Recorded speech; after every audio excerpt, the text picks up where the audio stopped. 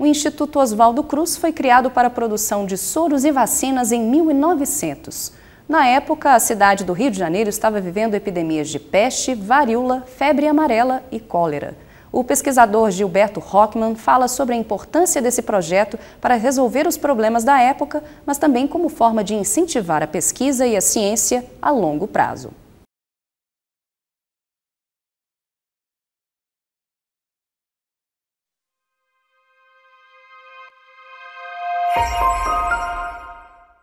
O Instituto Soroterápico Federal foi criado em maio de 1900. Oswaldo Cruz foi convidado para ser o diretor técnico do Instituto naquele momento, que seria conduzido pelo Barão de Pedro Afonso, que já era um diretor de um outro instituto soroterápico que existia na capital desde o Império.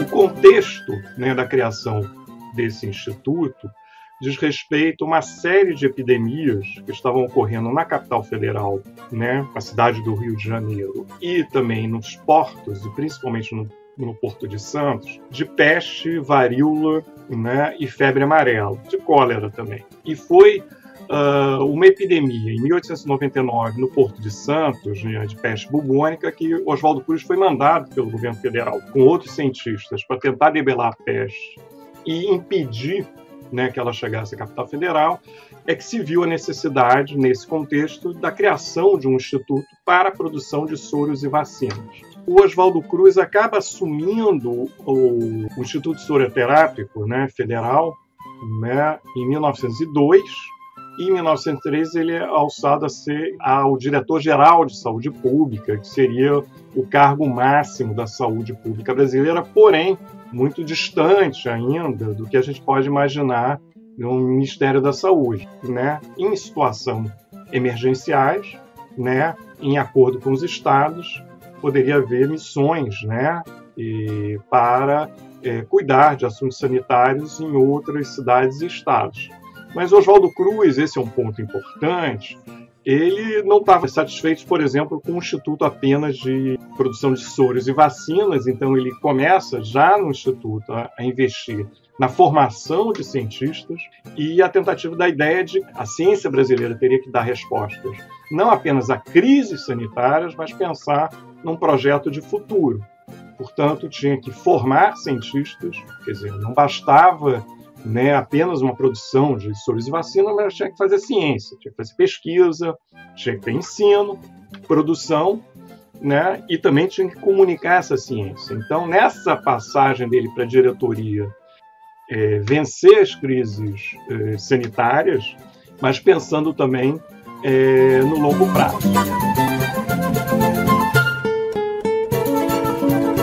Reflexão, que vai ser construída ao longo, vamos dizer, como resultado dessas viagens de formas diferentes, ao longo da década de 10. São viagens que vão seguindo exatamente essas obras do serviço de infraestrutura, quer dizer, a ida dos cientistas ao interior do Brasil, à Amazônia, os sertões das Gerais, não é apenas para lidar com os problemas da infraestrutura, eles começam a ter uma percepção sobre território e a população que entra, de certa maneira, em contradição com a capital Belle Époque, com a cidade saneada do litoral. Então, esse movimento entre uma saúde pública muito voltada para a questão imediata das epidemias nos portos e nas capitais brasileiras, que tinham impactos econômicos importantes, passa a se deslocar, vamos dizer, essa ciência, essa saúde pública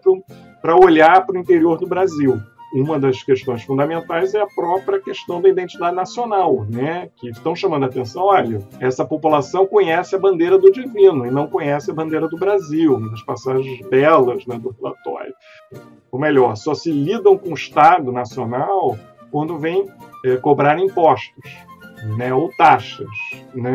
Então, esse Estado que extrai, deveria agora produzir benefícios, né, para essa população, para poder integrá-la à bandeira do Brasil. Então tem uma construção retórica, né, importante que tem efeitos políticos.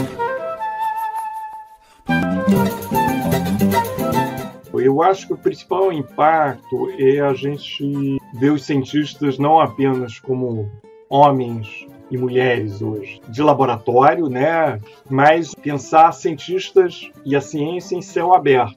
Uma ciência que se faz, e eu acho que isso está no projeto Oswaldo Cruz, quer dizer, sempre pensando como é que eu vou institucionalizar uma ciência de ponta, combinando, né, ciência básica e respondendo ao mesmo tempo aos problemas nacionais. O projeto do Oswaldo Cruz e do Chagas, dessa geração, era essa combinação. E era uma combinação também, obviamente, quer dizer, as expedições eram respostas à demanda do Estado brasileiro, da sociedade brasileira, no sentido, enfim, das obras, né, e da infraestrutura. Mas, ao mesmo tempo, era tornar, né, a viagem, né, a experiência da viagem, a observação, né, também um laboratório.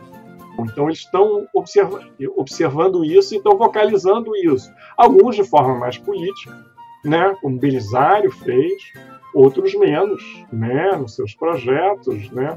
Esse cientista, vamos dizer, cidadão, né, para não falar em político, né, então está presente. E eu acho que esse é um compromisso que foi construído.